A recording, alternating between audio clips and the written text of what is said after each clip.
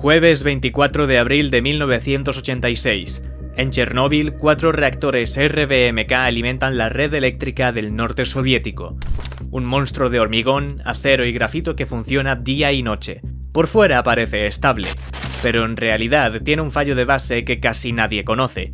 Un defecto de diseño que no aparece en los folletos oficiales, pero está ahí.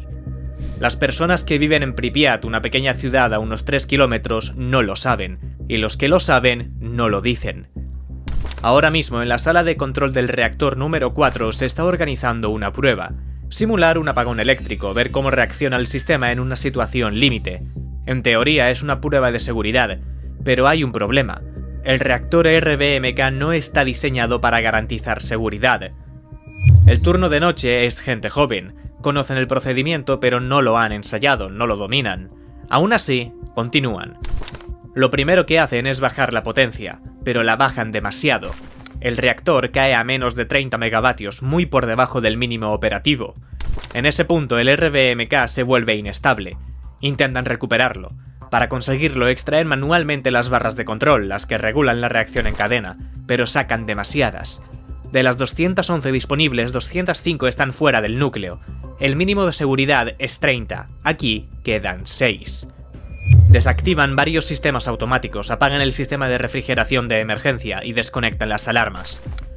Es la 1 de la madrugada. El reactor está activo, el sistema de seguridad está desactivado, y la prueba está a punto de comenzar. Los técnicos cortan el suministro de energía que alimenta la turbina del reactor número 4. Todo parece ir según lo previsto.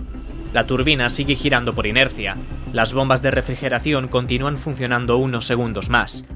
Pero de pronto los parámetros del reactor dejan de ser normales. El reactor empieza a volverse inestable. Hasta que a las 1:23:40 segundos, un técnico pulsa el botón de emergencia, el AZ5, y ese botón lo cambia todo. El AZ5 ordena la parada de emergencia, las barras de control bajan de golpe, pero el diseño del reactor tiene un defecto extremadamente peligroso. En lugar de detener la reacción, la acelera. Las puntas de grafito desplazan el agua, la reacción se dispara, la potencia se multiplica. Los sensores detectan que el reactor ha superado los 33.000 megavatios, mucho más de lo previsto. Pero ya es tarde, nadie puede pararlo. El corazón del reactor entra en un estado explosivo. A la 1:24, el infierno se desata. Sin que el mundo lo comprenda aún, lo que ocurre en este instante marcará un antes y un después en la historia de la humanidad. No es solo una explosión, no es solo un accidente industrial, es el nacimiento de la mayor tragedia nuclear jamás registrada en la historia. Esta es la historia del desastre de Chernóbil. Una primera explosión revienta las tuberías, libera vapor a presión. Justo después, una segunda explosión mucho más potente arranca la tapa del reactor. Una losa de acero y hormigón de más de 1.200 toneladas vuela por los aires. Y el núcleo queda al descubierto. El fuego es invisible pero letal. En cuestión de segundos, Chernóbil deja de ser una central nuclear. Se convierte en un cráter lleno de radiación. Y nadie, ni dentro ni fuera, está preparado para lo que acaba de ocurrir. La explosión ha liberado partículas de uranio, cesio, estroncio.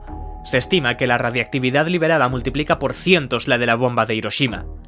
La reacción ha terminado, pero lo peor acaba de empezar. En la sala de control, Alexander Akimov, el supervisor, sale corriendo por los pasillos buscando a los hombres que sabe que estaban más cerca del lugar de la explosión. Entonces encuentra a un amigo. Su cara está tan desfigurada que solo lo reconoce cuando escucha su voz. «Hay más heridos», le dice. Poco después se cruza con Yuri Tregu, que viene de la sala de control número 4. Le cuenta que Dyatlov, el ingeniero jefe, ha ordenado bombear agua para inundar la zona, con la intención de enfriar el reactor y evitar que la temperatura siga subiendo. Pero lo que Dyatlov todavía no sabe es que el reactor ha explotado, y ni siquiera lo creerá cuando se lo digan. Alexander y varios hombres más se adentran en zonas inundadas, intentando llegar a las válvulas de refrigeración para abrirlas manualmente y permitir el paso del agua. Pero al mirar a través de una puerta ven que los enormes depósitos de agua han sido destruidos. Es mucho peor de lo que imaginaban. Alexander observa lo que queda de la sala y ve a su compañero Kodemchuk en el suelo. Luego levanta la vista hacia el techo, o hacia el lugar donde antes estaba el techo, y ve algo que le parece casi mágico, un enorme rayo de luz que asciende hacia el cielo. En ese momento, Alexander no es consciente de lo mortal que es. Durante unos segundos se queda mirándolo, hasta que un compañero más veterano que entiende lo que ocurre lo agarra del hombro y lo aparta a la fuerza. Probablemente le salva la vida. Alexander se dirige entonces a la sala de control número 4.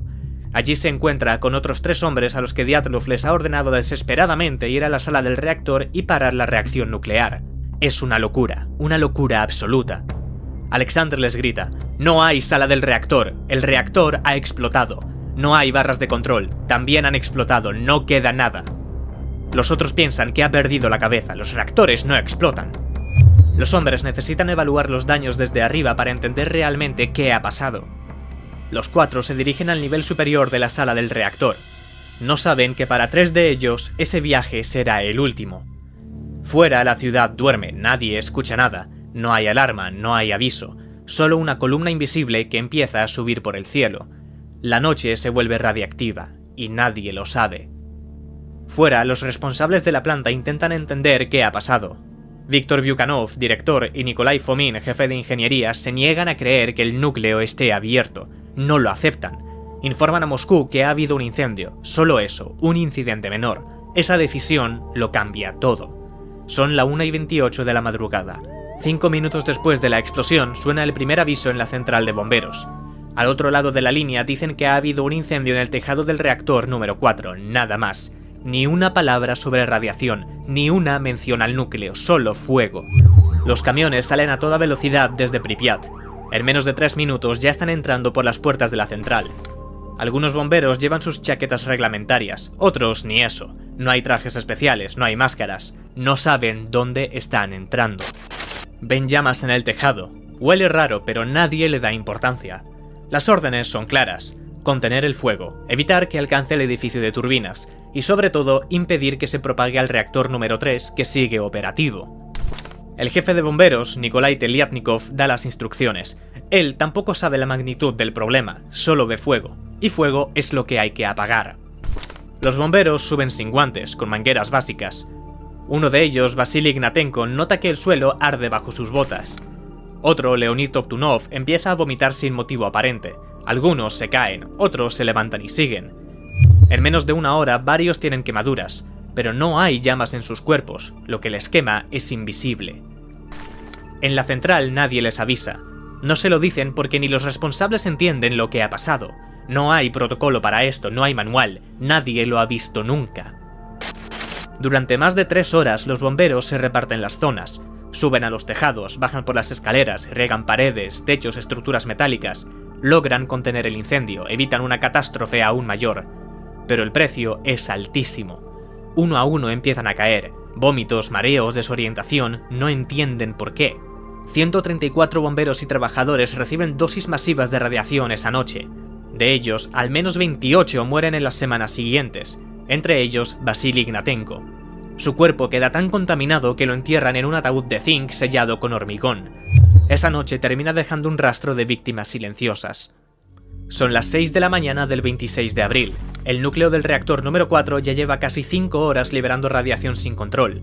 Nadie en Pripyat sabe lo que está respirando. Pero en Moscú las órdenes son claras: no informar. Desde primera hora el perímetro se llena de soldados. Patrullas bloquean carreteras, se cierran los accesos a la ciudad. Nadie puede salir. La orden es clara: hay que evitar el pánico. En las radios locales no se menciona nada, ni una palabra sobre el reactor, la explosión o los daños. La ciudad de Pripyat parece tranquila. Las tiendas abren, los niños van al colegio, las madres hacen la compra. Hay incluso bodas programadas para ese sábado. La gente pasea por la avenida principal. A lo lejos se ve una columna de humo que sale de la central nuclear, pero nadie le da importancia. El parque de atracciones está listo para estrenarse en unos días. Las norias están quietas, los coches de choque sin corriente, pero los niños juegan entre ellos sin saber que respiran algo que no se ve, que no se huele, que no se nota: radioactividad. A tan solo 3 kilómetros de distancia, el reactor número 4 ya no existe. Los niveles de radiación son altísimos. En algunas zonas superan en más de 1000 veces el límite legal. Los árboles empiezan a cambiar de color, los animales actúan de forma extraña, pero en las calles la vida sigue. A mediodía, las autoridades envían un comunicado interno a través de altavoces. Piden que la población esté tranquila, que todo está bajo control, que no pasa nada. Pero sí pasa. El ingeniero principal, Dyatlov, sigue convencido de lo mismo, que ha explotado un depósito de agua y que la radiación que está enfermando a la gente procede del agua contaminada. No puede aceptar que el núcleo haya explotado, aunque cada vez más personas empiezan a darse cuenta de que un simple tanque de agua no puede causar tal nivel de destrucción. Uno de los pocos hombres que entiende de verdad lo que está ocurriendo es Valery Legasov, subdirector del Instituto Kurchatov de Energía Atómica. Legasov es trasladado en un vehículo blindado para evaluar los daños personalmente. Lo que ve es devastador. Asegura que hay que controlar el incendio principal cuanto antes o la radiación será arrastrada por el viento durante cientos de kilómetros. No solo la URSS está en peligro, gran parte de Europa también lo está. Pero las autoridades no informan de nada. Y lo hacen a propósito, no quieren alarmar, no quieren reconocer el fallo, prefieren esperar. Pero esperan demasiado. Pasan 12 horas, luego 20, luego 30. Solo entonces, a las 2 de la tarde del 27 de abril, se da la orden. ¡Atención, atención! Debido al accidente en la central nuclear de Chernóbil, se están desarrollando condiciones desfavorables de radiación en la ciudad de Pripyat. Para garantizar la seguridad de los residentes, especialmente de los niños, se ha decidido llevar a cabo una evacuación temporal. Se les pide que lleven consigo solo lo imprescindible, incluidos los documentos personales. Las calles se llenan de autobuses, hay confusión, nervios, gente que no quiere dejar a sus mascotas ni sus casas, pero creen que van a volver, porque aún no entienden lo que ha pasado. Ahora escuchan el mensaje final por los altavoces. Camaradas, al salir de sus viviendas, por favor no olviden cerrar las ventanas, apagar los aparatos eléctricos y de gas y cerrar los grifos de agua. Por favor mantengan la calma, el orden y la disciplina. En solo 3 horas, 49.360 personas abandonan la ciudad. Lo más sorprendente es que a estas personas tampoco se les da ropa protectora, a pesar de que las autoridades soviéticas conocen perfectamente los niveles peligrosos de radiación. Y esto lo hacen únicamente para que la magnitud del desastre no se haga pública. A la vez, decenas de pueblos cercanos también empiezan a vaciarse. Primero los más cercanos, luego los de la zona de 10 kilómetros, después los de 30. Al final, más de 116.000 personas son reubicadas. Todo ese territorio queda marcado para siempre. Lo llaman zona de exclusión. Chernóbil ya es un infierno, pero la mayor parte del mundo aún no lo sabe. 37 horas después del desastre, a más de 1000 kilómetros de Chernóbil, en la central nuclear de Forsmark, Suecia, salta una alarma. Uno de los técnicos revisa su ropa antes de entrar al edificio. El dosímetro marca niveles altos, demasiado altos, pero la radiación no está dentro de la planta, está fuera. Inspeccionan el reactor. Todo está correcto, no hay fugas, no hay errores. Entonces, ¿de dónde viene? Los datos no tardan en cruzarse con otros países. En Finlandia, en Dinamarca, en Alemania, todos registran un aumento anormal de radiación, y viene del este, viene de la Unión Soviética. Pero nadie ha dicho nada, no hay comunicado oficial, no hay noticia. Moscú responde, pero no con la verdad. Dentro del país, los medios solo mencionan que ha habido un incidente técnico en la central de Chernóbil y que todo está bajo control. Ni una palabra sobre radiación, ni una palabra sobre evacuaciones, nada. Pero las pruebas ya están circulando. Satélites espía de Estados Unidos capturan imágenes aéreas de la planta. Se ven techos arrancados, zonas calcinadas. El 1 de mayo, apenas 5 días después de la explosión, el gobierno organiza los desfiles tradicionales del Día del Trabajador. En Kiev, a tan solo 130 kilómetros, miles de personas salen a las calles con flores, banderas, pancartas. El cielo está despejado, la música suena, pero el aire que respiran no es limpio. La nube ya ha llegado. Los dirigentes lo saben, tienen informes, tienen mediciones, pero no dicen nada. No quieren mostrar debilidad, así que lo ocultan todo. En Moscú, el Politburó se reúne a puerta cerrada. La orden es clara, silencio absoluto. Los medios deben transmitir calma. Las emisiones son insignificantes. Los técnicos trabajan sin descanso, no hay motivo de qué preocuparse. Estas frases se repetirán decenas de veces en los noticieros, pero la realidad es otra, y mientras tanto la gente sigue expuesta, en todo el continente. La radiación ya ha cruzado fronteras, ya ha llegado a Polonia, a Alemania, a Escandinavia, y todo esto permanece oculto.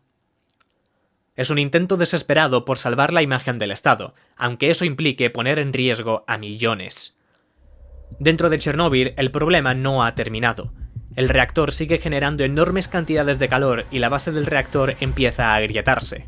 La situación es crítica, porque justo debajo hay un depósito lleno de agua altamente radioactiva. Si el material fundido del reactor entra en contacto con esa agua, se produciría una vaporización instantánea, y con ella una tercera explosión, incluso mayor que las dos anteriores. Si se produce, las consecuencias serían catastróficas.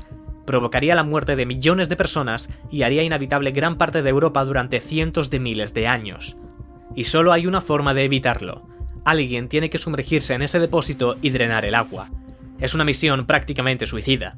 Cualquiera que entre en ese tanque tiene un riesgo real de morir en muy poco tiempo. Aún así, 3 hombres dan un paso al frente. Se les conocerá como el Escuadrón Suicida de Chernóbil.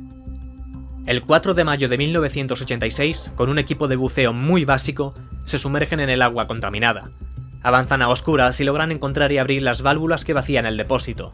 La amenaza ahora está bajo control. El siguiente paso es limpiar los restos radioactivos, y la URSS entra en modo crisis. Miles de soldados, ingenieros, obreros, científicos, todos son enviados al mismo tiempo.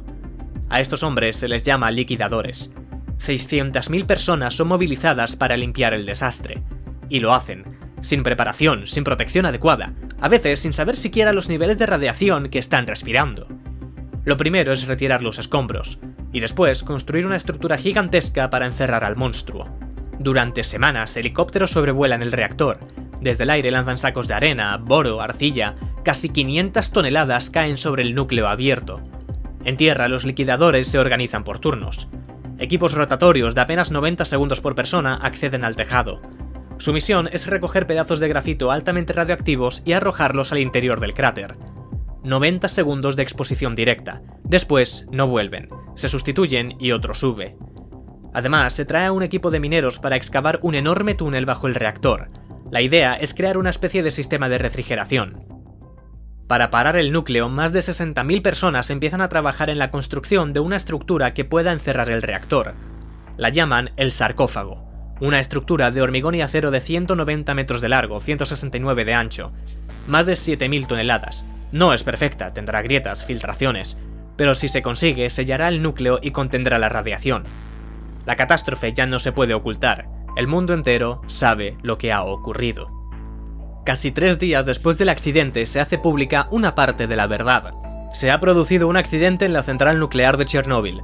Uno de los reactores ha resultado dañado. Se están llevando a cabo trabajos para remediar las consecuencias.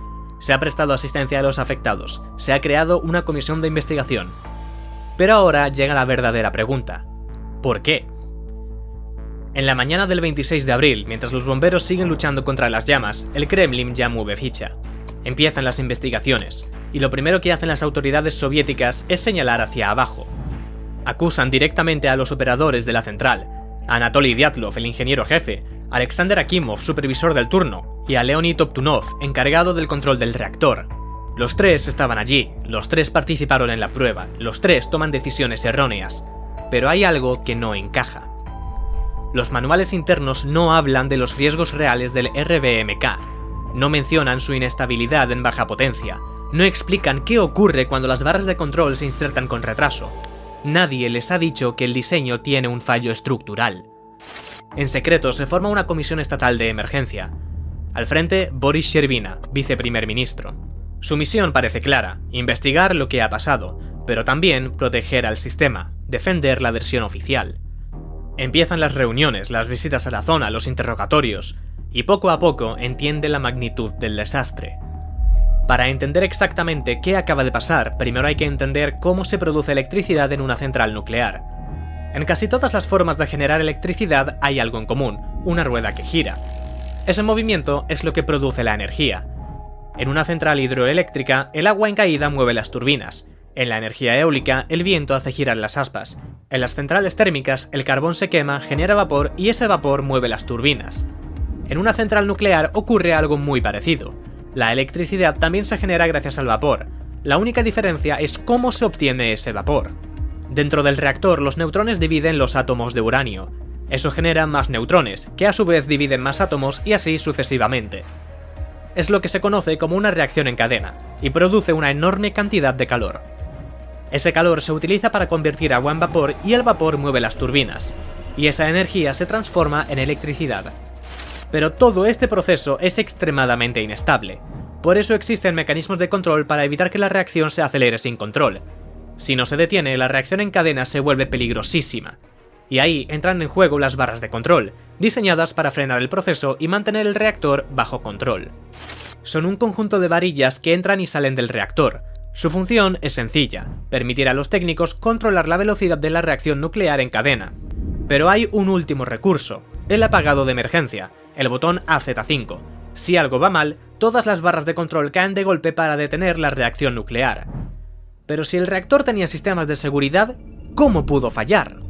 Hay algo que nunca quieres que ocurra en una central nuclear, que la planta se detenga por completo. Si eso pasa, el reactor empieza a calentarse, y si se produce una explosión, el resultado es una liberación masiva de radiación mortal. Por eso, cada reactor de Chernóbil cuenta con 3 generadores diésel de respaldo, diseñados para entrar en funcionamiento si se pierde la energía de repente. El problema es que necesitan entre 60 y 75 segundos para producir suficiente electricidad. La teoría es que las turbinas, al ir desacelerándose tras apagarse, generarían suficiente electricidad para mantener esas bombas activas durante ese intervalo, hasta que los generadores alcanzaran plena potencia. Y para comprobar si eso funcionaba, era necesario hacer pruebas. La primera se realizó en 1982 y fue un fracaso. Se repitió en 1984, malos resultados. En 1985 se volvió a intentar y una vez más, el mensaje enviado a Moscú fue claro, no había salido como se esperaba.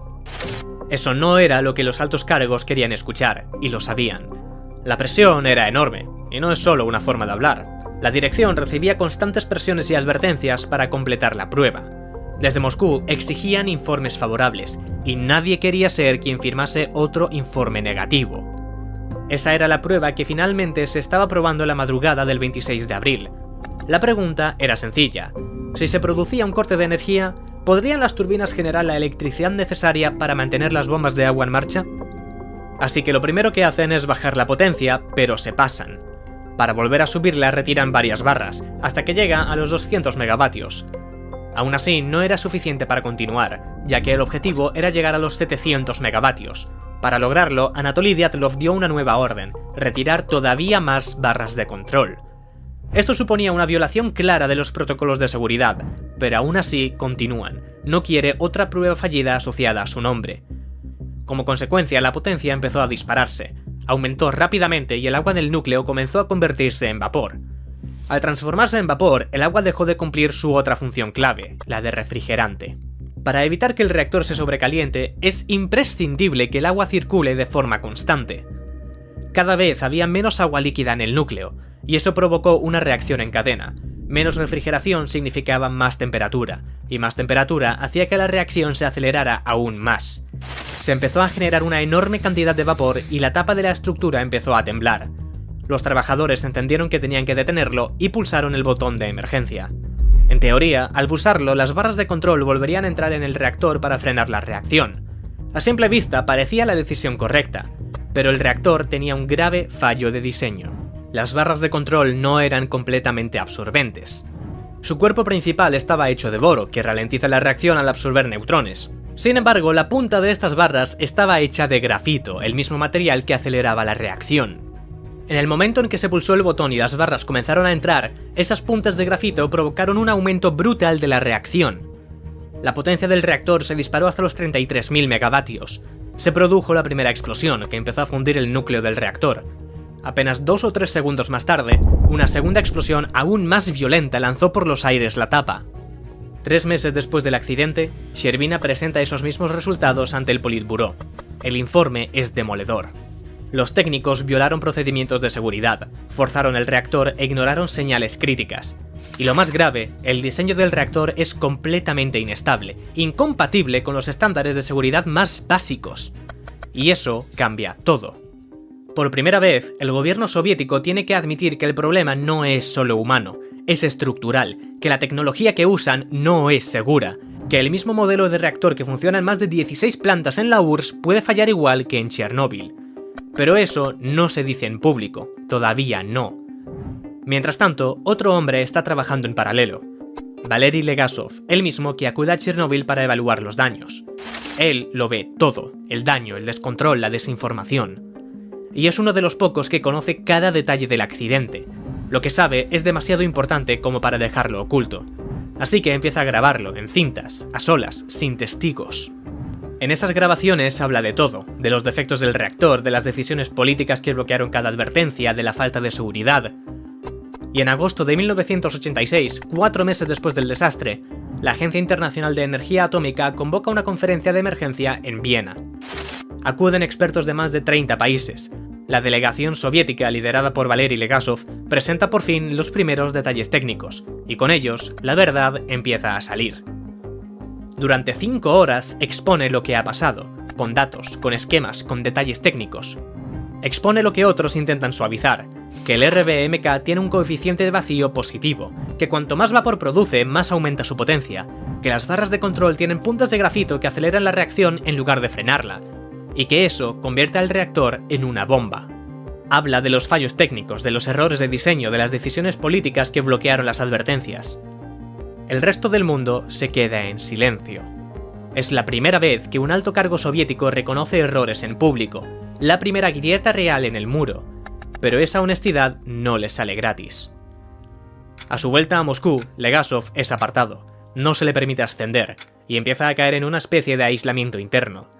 Es excluido dentro de su propio entorno científico, sus opiniones se silencian, sus compañeros se alejan.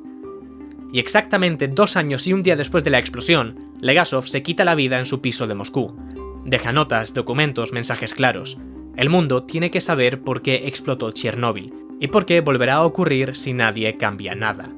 Pero él no es el único en hablar. La periodista ucraniana Alla Yaroshinkaya, que tiene acceso a documentos clasificados del Comité Central, los lee, los compara, y descubre algo que nadie quería reconocer. La URSS ha ocultado información sistemáticamente desde el primer día. Minimiza cifras, manipula informes médicos, reduce mediciones de radiación, y no lo hace por desconocimiento, sino por orden directa. En esos documentos aparecen datos impactantes. Entre 1971 y 1985, Chernóbil registra 22 situaciones de emergencia. Ninguna se hace pública, ninguna se comunica fuera de la planta. Todo queda enterrado en informes internos que nadie fuera del sistema puede leer. Yaroshinkaya publica su investigación, pero hablar sigue siendo peligroso. El físico y activista Andrei Sayarov intenta denunciar la falta de atención médica. Recibe cartas, testimonios, gente que cuenta cómo trabaja sin protección, cómo enferma sin tratamiento, cómo desaparece de los registros oficiales. Sayarov intenta publicar esas denuncias, pero se lo impiden, lo censuran. En Moscú, la versión oficial intenta sostenerse, pero ya no tiene sentido. Las grietas son demasiado grandes, hay demasiadas voces. El relato de la URSS no encaja ni con las imágenes ni con las voces que empiezan a hablar. Dentro y fuera del país algo cambia. Ya no se puede ocultar todo. Mikhail Gorbachev lo admite meses después. Reconoce que el accidente de Chernóbil no es un fallo aislado, no es un error puntual, no es una simple prueba que sale mal. Y este mensaje deja al descubierto algo mucho más profundo. El sistema soviético está podrido por dentro. La información no circula. Las decisiones se toman a oscuras. La cadena de mando responde más al miedo que a la responsabilidad. A partir de ahí se acelera una palabra que hasta hace poco apenas se escuchaba. Glasnost, una palabra rusa que resume una nueva idea, decir lo que antes se ocultaba. Transparencia, información, debate público, algo impensable unos años antes, ahora inevitable. La prensa empieza a publicar lo que antes se censuraba. Algunos informes se desclasifican, aparecen entrevistas, documentales, opiniones. Chernóbil ya no es un secreto, es una herida abierta y se nota. Y por fin, en 1987 llega el juicio. Se celebra en Chernóbil, en una sala montada expresamente para eso. Solo hay un objetivo, señalar culpables. Se sientan en el banquillo 3 figuras clave. Anatoly Dyatlov, subdirector de ingeniería, el hombre que supervisa la prueba desde la sala de control, el que insiste en seguir adelante, incluso cuando los parámetros ya no encajan. Viktor Vyukhanov, director general de la planta, el último responsable de toda la operación. Y Nikolai Fomin, jefe de ingeniería, encargado del funcionamiento técnico del reactor. Los 3 son acusados de negligencia criminal. Se les culpa de violar normas de seguridad, de actuar con imprudencia, de provocar la catástrofe por decisiones mal tomadas. El juicio es rápido, cerrado. Los 3 son condenados a 10 años de trabajos forzados. Otros técnicos y operadores reciben penas menores. Algunos apenas pisan la cárcel. Pero hay algo que llama la atención, que no encaja. Ningún alto cargo del partido está presente, ningún ministro, ningún responsable del Comité Estatal de Energía Atómica, nadie del diseño del reactor RBMK, nadie de Moscú. La culpa se concentra abajo. Diatlov y los demás serán humillados públicamente, pero se borra el contexto, se ignoran las presiones, las órdenes contradictorias, la cultura del silencio. Y sobre todo, se omite el defecto estructural del reactor. Es cierto que cometen errores, que toman decisiones mal calculadas, pero reducir Chernóbil a eso es simplemente una mentira disfrazada de justicia, porque la responsabilidad real va mucho más allá. La desinformación sistemática, la falta de formación técnica, el miedo a contradecir al superior, el secretismo, el retraso en evacuar, la censura, el fallo técnico del RBMK, todo eso también forma parte del desastre. Pero nada de eso llega ante el tribunal, porque este juicio no busca justicia, busca cerrar el caso, rápido, limpio, sin salpicar. A nivel internacional, las alarmas se activan. En 1989 se crea la Asociación Mundial de Operadores Nucleares, la WANO. La energía nuclear deja de ser un símbolo de progreso y se convierte en una amenaza. Los gobiernos revisan centrales, se actualizan protocolos, se firman tratados nuevos para obligar a compartir información en emergencias. Mientras tanto, en Chernóbil, la central sigue funcionando. En conjunto, los 4 reactores suministraban cerca del 10% de la electricidad de Ucrania. Eran reactores extremadamente potentes, y el país necesita electricidad. Así que no hay alternativa, los reactores 1, 2 y 3 permanecerán activos. No es hasta el año 2000 cuando se apaga el último reactor. Sin embargo, el impacto real de Chernóbil va mucho más allá de la central. La Unión Soviética se empieza a tambalear. El coste económico es brutal. Más de 235.000 millones de dólares entre descontaminación, desplazamientos, atención médica y pérdidas agrícolas. El prestigio nacional ya no impone el mismo respeto. En lo sanitario, las cifras oficiales se quedan cortas desde el primer momento. La URSS dice que hay 31 muertos, 2 trabajadores, 29 bomberos y poco más. Pero la realidad es otra. Millones de personas han estado expuestas. Años después, miles empiezan a desarrollar enfermedades importantes. En Bielorrusia hay 82 casos de cáncer de tiroides por cada 100.000 habitantes. Antes de Chernóbil, la cifra era de apenas 2, 40 veces menos. En algunas regiones concretas, la diferencia es aún más brutal. En la provincia de Gomel, cercana al reactor, los hospitales colapsan. Cada año aparecen cientos de nuevos casos. Pero la radiación no se queda solo cerca de la URSS, se extiende por gran parte de Europa, desde España hasta Suecia. Por ejemplo, en el Reino Unido hubo lluvias radioactivas, y el polvo contaminado cayó sobre los pastos. Las vacas lo ingirieron y la radiación pasó a la leche. Como consecuencia, miles de niños desarrollaron cáncer de tiroides. A día de hoy, sigue considerándose el peor accidente nuclear de la historia. Hoy Pripyat sigue de pie, aunque ya no vive nadie. La zona de exclusión se mantiene, 30 kilómetros alrededor de la planta. 3 décadas después, sigue prohibido vivir aquí. Solo entran científicos, ingenieros, equipos de inspección y algunos visitantes con permisos especiales. Solo 2.400 personas trabajan en la zona, todos con trajes protectores. Y debido a la radiación, solo trabajan 2 turnos a la semana y son controlados periódicamente para medir la dosis que reciben. Porque aunque la radiación ha bajado, todavía está, en el suelo, en los árboles, en los tejados. En el reactor 4 se puede ver el nuevo sarcófago, una estructura colosal, 110 metros de alto, 150 de ancho, 256 de largo. Es un arco metálico que se colocó sobre el viejo sarcófago en 2016. Esta nueva cubierta costó alrededor de 3.000 millones de dólares y tardó 9 años en completarse. Un gigante de acero pensado para encerrar lo que queda del núcleo durante los próximos 100 años. Y aún así, nada está completamente resuelto. El polvo radiactivo sigue en los bosques. El bosque rojo, uno de los lugares más contaminados del planeta, sigue absorbiendo radiación y liberándola cada vez que hay un incendio. Los lagos y ríos acumulan residuos que tardarán siglos en desaparecer. La zona de exclusión de 30 kilómetros ha quedado completamente abandonada por los humanos. La naturaleza ha recuperado el territorio. Hoy viven allí animales como lobos, ciervos, águilas e incluso osos. Y algunas especies en peligro de extinción han logrado recuperarse aquí. La ausencia humana les ha dado algo que ya no encontraban fuera: espacio y calma. Aunque la radiación ha provocado algunas deformidades, en términos generales no ha tenido un impacto grave en la fauna. Pero, ¿qué pasó con las mascotas? En la evacuación nadie podía llevarlas, lo prohibieron desde el primer momento. El pelaje absorbía la radiación y eso podría haber contaminado otras zonas. Al llegar al punto de evacuación, lo primero que hacías era ducharte, entero, con ropa, sin ropa, no importaba. Si hubieras intentado llevarte a tu perro escondido en una mochila o a tu gato bajo el abrigo, lo habrían eliminado en ese mismo instante. Y no quedó solo ahí. Poco después, cuando la noticia ya se había hecho pública, llegaron los equipos especiales. Patrullas armadas recorriendo las calles vacías de Pripyat. Entraban en las casas, buscaban animales y los mataban. Lo hicieron por miedo, por orden, para que ningún perro infectado apareciera en otro pueblo y alguien lo adoptara sin saberlo. Aún así, algunos sobrevivieron, escaparon, se hicieron salvajes. Con el tiempo, los científicos empezaron a verlos, perros descendientes de aquellos viviendo entre lobos, linces, ciervos. Chernóbil es la viva prueba de que el error, combinado con secretismo, puede arrasar ciudades enteras. Y cuando lo miramos desde lejos, vemos cifras, fechas, mapas, pero detrás de todo eso hay nombres, personas que el sistema intentó borrar. Valery Kodemchuk está en su puesto cuando ocurre la explosión, no tiene tiempo de escapar, su nombre apenas aparece en los registros oficiales. Anatoly Dyatlov, en los informes se le presenta como el villano perfecto, autoritario, imprudente, culpable. Pero Dyatlov llevaba años avisando de los defectos del reactor, de su inestabilidad, del peligro del coeficiente de vacío positivo, pero nadie le escuchaba. Y luego están los héroes invisibles, los liquidadores, cientos de miles de soldados sin experiencia, obreros sin equipo adecuado, técnicos que trabajaron sin conocer los niveles reales de radiación. Muchos nunca supieron cuántos estaban jugando hasta que fue demasiado tarde. Algunos ni siquiera figuran en las listas oficiales de participación. El Estado simplemente les olvidó, son números, no personas.